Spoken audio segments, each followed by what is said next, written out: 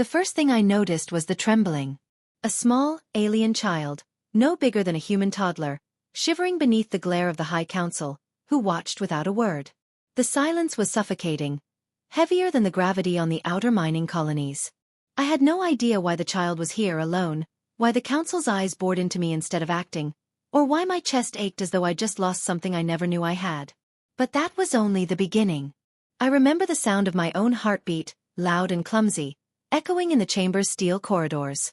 The child's skin shimmered in translucent blues and purples, veins glowing faintly like distant stars.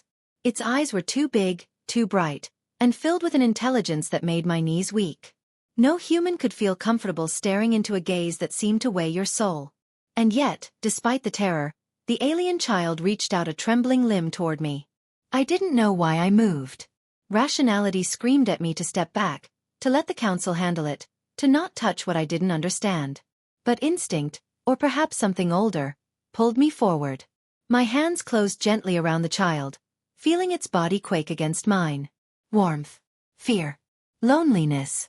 All of it pressed into me like gravity. The High Council didn't flinch. Their silence was an indictment, and for a moment, I felt naked before them, judged for something I hadn't even comprehended. A question clawed at the back of my mind. Why was I the only one who could, no, who would reach out to it? What did the child know that we didn't? But before I could think, the chamber doors hissed closed, and the artificial lights flickered as if the station itself was holding its breath. I took a deep breath. "It's okay," I whispered, my voice unsteady. My words were meaningless to anyone else, but the child clung to me as if understanding every syllable. Its trembling eased slightly. I could almost feel the tiny heart beating against mine. But that was only the beginning. Outside the observation window, the stars spun lazily in orbit around the derelict station. The remnants of a forgotten civilization, planets destroyed before they even had names, glimmered faintly in the distance. And yet, inside this cold metallic cage, nothing felt forgotten. Every eye of the council was upon us, and every gaze carried judgment, suspicion, and something darker I couldn't name. The child whimpered. A sound that tore through me with more force than any alarm or explosion ever could. My hands tightened around it reflexively. A sudden thought hit me like a meteor strike. The council wasn't here to protect it. They were here to decide its fate. And maybe mine too.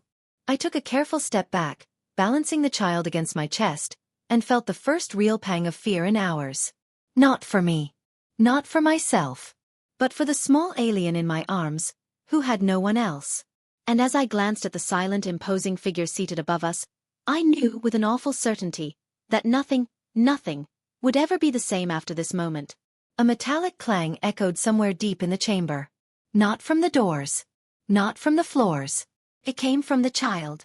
Its body pulsed once sharply, and then it stared at me, not with fear but with intent.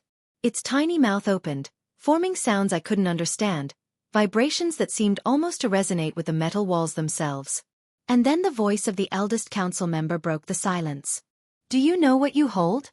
he asked. His tone was cold, surgical. But in the pause before my answer, I realized the truth. I didn't. And maybe I would never know. But that was only the beginning. The chamber grew colder. Or maybe it was just me.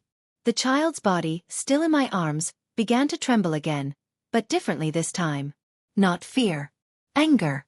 Panic. Something ancient, buried in the folds of time.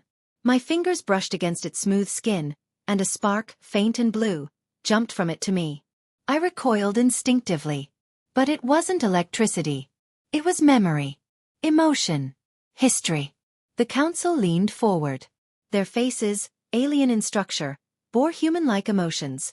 Suspicion, curiosity, disdain. One of them, smaller and quieter, whispered to another, words I couldn't hear. But their gestures were clear. This was no ordinary alien. This was an anomaly. A relic. A weapon. A child who shouldn't exist. And I held it anyway. Because sometimes, you don't get to choose. I stepped toward the only exit, my arms holding the trembling form of the alien child like a fragile promise. Behind me, the council remained statuesque, unyielding, immovable.